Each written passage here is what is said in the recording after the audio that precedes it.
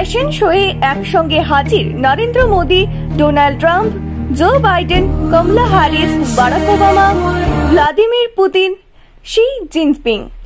এমনকি Pope fashion শোয়ে যোগ দিয়েছেন। সবাই রংদার পোশাক পরে র্যাম্পে হাঁটছেন, ব্যতিক্রম শুধু বাইডেন। তিনি হুইল চেয়ারে বসেই ফ্যাশন শোয়ে হাজির। এআই ফ্যাশন শো নামে এই মজার ভিডিও শেয়ার করেছেন Tesla CEO Elon Musk. X প্ল্যাটফর্মে শেয়ার করা এই ভিডিও ভাইরাল। বিশ্ব নেতাদের এই অবতারে দেখে হাসিতে ফেটে পড়ছেন সারা বিশ্বের মানুষ। বাস্তবে একসঙ্গে বিশ্ব নেতাদের এভাবে দেখা যায় না। গুরুগম্ভীর আলোচনা সভাতেই সাধারণত মোদী, পুতিন, জিনপিং এদের দেখা যায়, কিন্তু কৃত্রিম বুদ্ধিমত্তার মাধ্যমে সবই সম্ভব, সেটাই করেছেন মাস্ক। তিনি নিজেও এই ফ্যাশন শোয়ে আছেন। বাস্তবে এভাবে একত্রিত হবেন বিশ্ব নেতারা?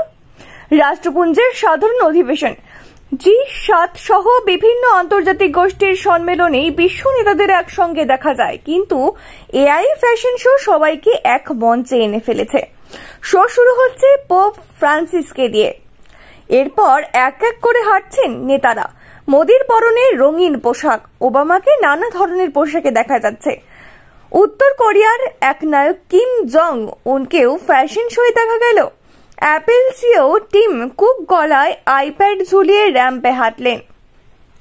ফেসবুকের সিইও মার্ক জুকারবার্গকেও র্যাম্পে দেখা গেল। কৃত্রিম বুদ্ধিমত্তাই ভবিষ্যৎ।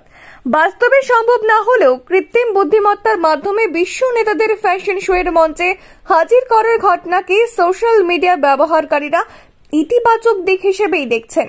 এভাবেই যদি বিশ্ব শান্তি প্রতিষ্ঠা করা যায় তাহলে মন্দ কি? কিছুদিন আগে একটি মিম ভিডিও শেয়ার করেছিলেন মোদি, তবে এখনো পর্যন্ত তিনি AI fashion show video share করেননি।